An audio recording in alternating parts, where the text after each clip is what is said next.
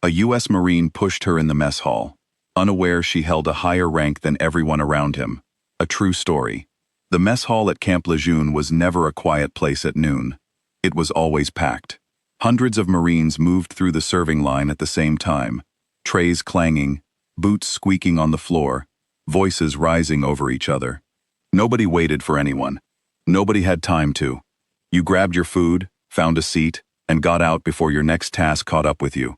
On an ordinary Tuesday afternoon, a woman walked into that mess hall and joined the back of the line. She looked tired.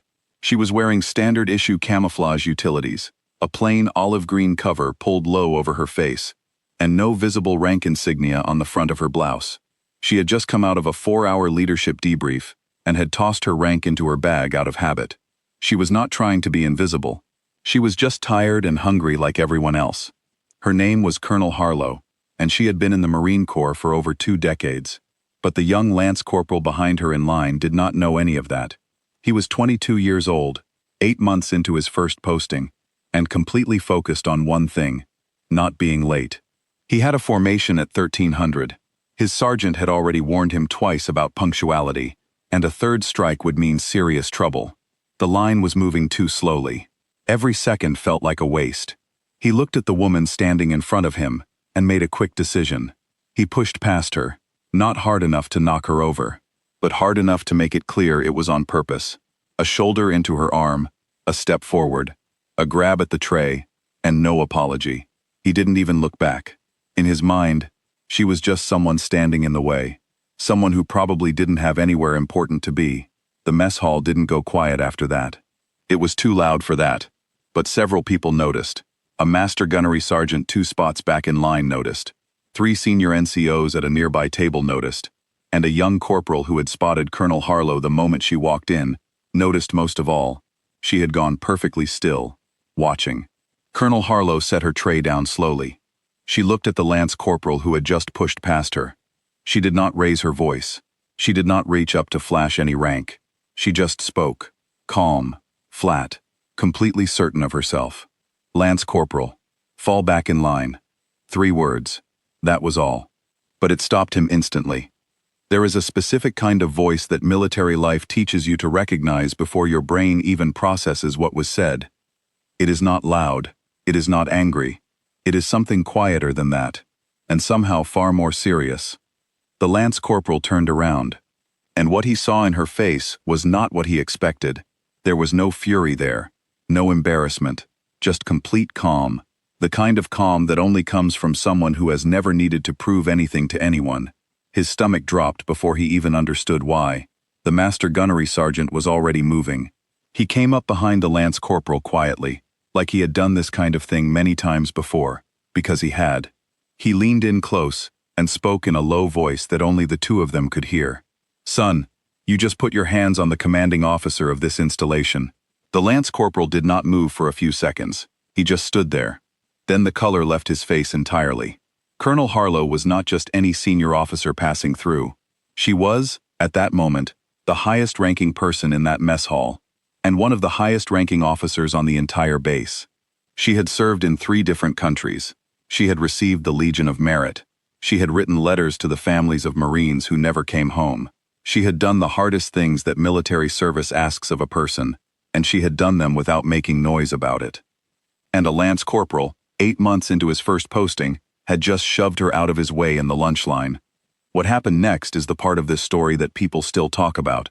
Because Colonel Harlow did not have him removed from the mess hall. She did not call for his supervisor to drag him out in front of everyone. She did not make a scene, even though she had every right to. Instead, she looked at the Lance Corporal standing there, looking like he might pass out, and she simply gestured toward the front of the line, the spot he had taken from her. "Get your food," she said. "Then come find me when you're done." She picked up her own tray. She walked to the back of the line. She waited her turn. The Lance Corporal ate at a corner table by himself. He sat there, staring at his food for 15 minutes, and didn't taste a single bite. People passed by without looking at him directly, but he could feel the awareness in the room, the way everyone knew what had just happened, even if no one was saying anything out loud. When he finished, he stood up. He walked to find her. She was waiting in a small office just off the main hall, rank visible now, coffee in hand. She pointed to the chair across from her, and he sat down, back straight, eyes forward, completely rigid. She did not start with a lecture. She did not start with a list of consequences. She asked him one question. What were you rushing to? He told her the truth. Formation at 1300, 2 prior write-ups. He couldn't afford a third. He had panicked and made a stupid call. He said all of it plainly, without trying to make excuses, because there was something about sitting across from her that made excuses feel pointless. She listened. All of it. She didn't interrupt him once. Then she told him something he would carry with him for the rest of his career, and honestly, for the rest of his life. She told him that she had made it a personal habit, for years, to walk into rooms without her rank showing. Not to trick anyone, not to catch people doing something wrong, but because she genuinely wanted to see how people behaved when they thought no one important was watching. She told him that a person's true character is not what they show to people they're trying to impress. It's what they do when they think it doesn't matter, when they think no one's taking notes, when they're just trying to get through the day. She looked at him straight and said, "You showed me who you are today. Now I'm curious whether that's actually who you are, or whether you're capable of being more than that." He didn't say anything. There was nothing to say. She referred him to his commanding officer with a written note. Not a formal complaint, not a disciplinary request. A note that said she had spoken with him personally and hoped his leadership would take the time to invest in him. That was it. That was all she wrote. The story traveled the way stories do in a military base. Person to person, unit to unit, slowly and then all at once. It found its way into informal leadership discussions, into the kind of late-night conversations that junior enlisted have when they're talking about what kind of people they want to become. It became the example people pointed to when they were trying to explain the difference between authority that demands respect and authority that earns it. The Lance Corporal stayed in the Corps. He was promoted to corporal, then sergeant. In the years that followed, he would tell the story himself, not to make himself look bad, but because he said it was the single moment that woke him up to something he had never properly thought about. He had spent his whole life, he said, judging rooms the moment he walked into them, deciding who mattered and who didn't, moving accordingly. And it had never once occurred to him that the quietest person in the room might be the one everyone else answered to. He said the mess hall incident didn't change him because of the rank involved. It changed him because of how she handled it, because she had every tool in the book available to her, every bit of authority, every formal channel, every option to make his life extremely difficult, and she chose instead to just talk to him like a person. She asked him a question. She listened to the answer. She gave him a chance to be something other than the worst version of himself from that afternoon. Colonel Harlow retired 2 years after the incident, with full honors, and a room full of people who had served under her at various points in her career. The master gunnery sergeant who had been standing 2 spots behind her in the mess hall line that Tuesday was in the audience. When the applause started, he was on his feet before anyone else. She never mentioned the Lance Corporal in any of her remarks that day. The story didn't need her to tell it. It had been telling itself for 2 years already. There is something worth sitting with in all of this. Most of us walk through the world making constant, silent judgments about who deserves our attention and who doesn't. We decide, usually within seconds, usually without thinking, which people matter and which ones are just in the way.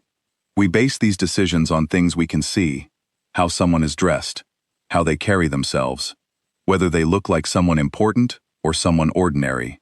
And most of the time, we don't even realize we're doing it. What the Lance Corporal learned the hard way is something that most people learn eventually, if they're lucky. That the person you dismiss might be the exact person you should have been paying attention to. That the woman who looks tired in the lunch line might be the one who decides your future. That the quiet ones, the ones not making noise about who they are often the ones who have the least to prove. And what Colonel Harlow demonstrated, not just on that Tuesday, but in how she chose to respond, is the kind of thing that no rank can give you and no title can take away. She didn't need to punish him to make a point. She made a far better point by treating him like someone worth having a real conversation with. Some people announce their authority loudly, in every room they walk into, because deep down, they're not sure anyone will notice it otherwise. And then there are people like Colonel Harlow, who walk in quietly, without any announcement at all, and the room still knows. The mess hall went back to being loud and crowded and ordinary about 5 minutes after it all happened. Trays kept clanging, boots kept squeaking on the floor, Marines kept moving through the line without ceremony. But something shifted that afternoon, quietly, the way the most important things usually do. End of story.